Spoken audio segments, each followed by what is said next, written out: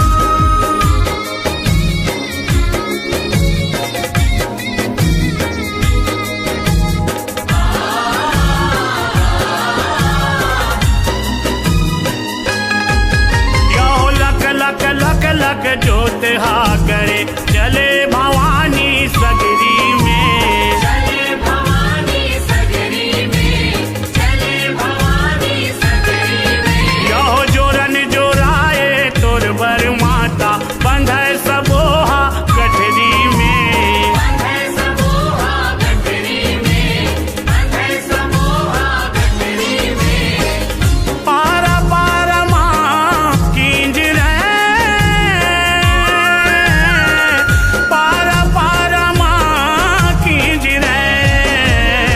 आसन ले माता उस ले, आसन ले माता उस ले, उस ले, आसन ले माता उस ले।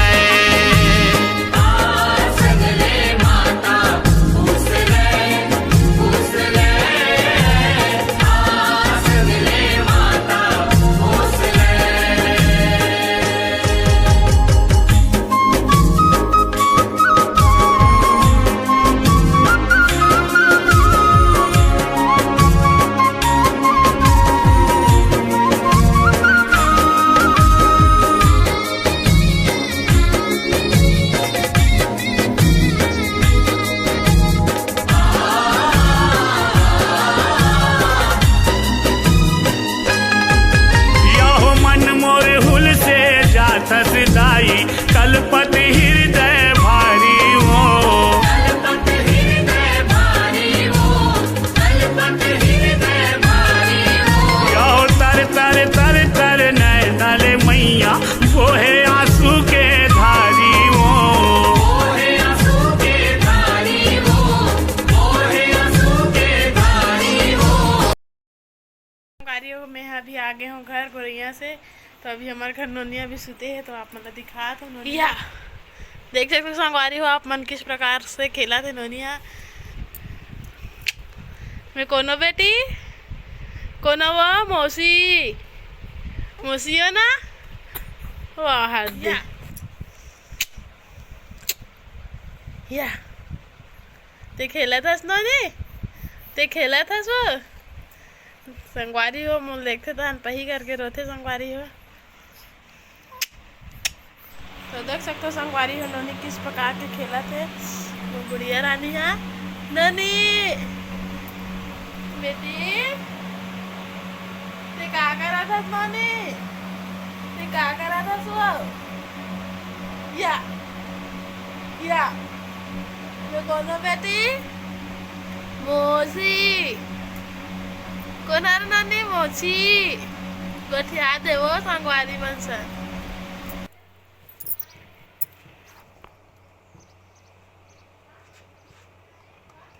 देख सकते संगवारी का झोला अटक गया दिल खोलत है।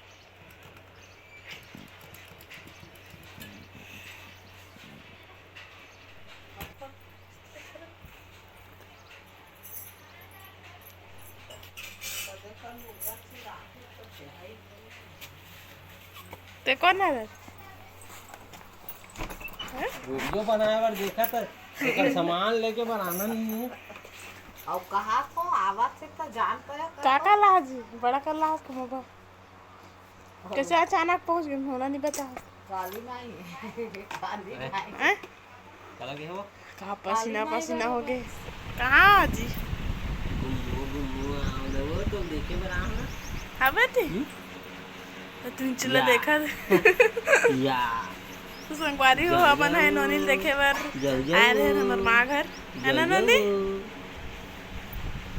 कहाँ कहाँ आते हो कहाँ नानी गाँव जिब्रावत है नानी गाँव हैं